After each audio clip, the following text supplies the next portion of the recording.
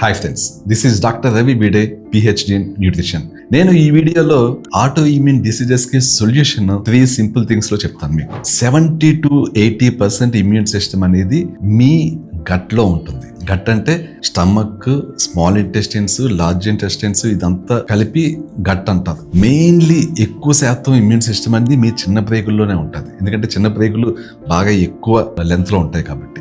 వీటిల్లో ఏదైతే immune system ఉంటుందో ఆ ఇమ్యూన్ సిస్టమ్ కరెక్ట్ గా ఉండాలి అంటే మీ డైజెషన్ బాగుండాలి, మీ గట్ బ్యాక్టీరియా చాలా బాగుండాలి, స్టమక్ లో యాసిడ్ కరెక్ట్ గా జనరేట్ అవ్వాలి. అందుకనే బీటైన్ హెచ్సిఎల్ ఇస్తుంటాము, డైజెస్టివ్ ఎంజైమ్స్ ఇస్తుంటాము, ఇంటెస్టైన్స్ ఇన్ఫ్లమేషన్ తగ్గాలి కాబట్టి డైజెషన్ క్యూర్ ఇస్తుంటాము, డిఫరెంట్ సప్లిమెంట్స్ ఇచ్చి డైజెషన్ ని బెటర్ చేస్తుంటాము. ఎందుకని డైజెషన్ బెటర్ గా ఉంటే ఇమ్యూన్ సిస్టమ్ బలంగా ఉంటుంది. సెకండ్, ఈ డైజెషన్ ఫిక్స్ చేయాలి. అట్ ద సేమ్ టైం మీకు ఎక్సెస్ ఫ్యాట్ మీ స్టమక్ లో ఉంటే, బెల్లీ ఫ్యాట్ ఉంటే అప్పుడు కూడా మీ ఇమ్యూన్ సిస్టమ్ వీక్ అవుతుంది. ఇంత ఎక్కువ ఫ్యాట్ ఉన్నప్పుడు మీకు ఆబ్వియస్లీ మీ డైజెషన్ ఇంపాక్ట్ అవుతుంది, అదే విధంగా ఇమ్యూన్ సిస్టమ్ కూడా ఇంపాక్ట్ అవుతుంది. సో డెఫినెట్ గా మీరు వర్కౌట్స్ చేయాల్సి ఉంటుంది.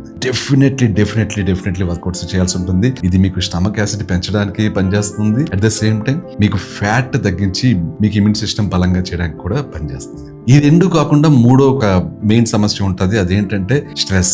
ఎక్స్ట్రీమ్ స్ట్రెస్, మానసిక ఒత్తిడి ఉంటే అది ఎంత మీకు డైజెషన్ బాగున్నా డైజెషన్ ని పాడు చేస్తుంది, ఎంత మీకు రోగ నిరోధక వ్యవస్థ బాగున్నా కూడా దాన్ని దెబ్బతీస్తుంది. ఈ మూడు గుర్తుంచుకోండి. డైజెషన్ బాగుండాలంటే మీరు సప్లిమెంట్స్ ఇనిషియల్ గా తీసుకోవాలి, వర్కౌట్స్ చేయాలి అండ్ స్ట్రెస్ మేనేజ్మెంట్ చేయాలి. ఈ మూడు గానీ మీరు చేసేదంటే మీ ఆటో ఇమ్యూన్ డిసీజెస్ అనేవి కంట్రోల్లో ఉంటాయి. Thank you so much. I will catch you soon.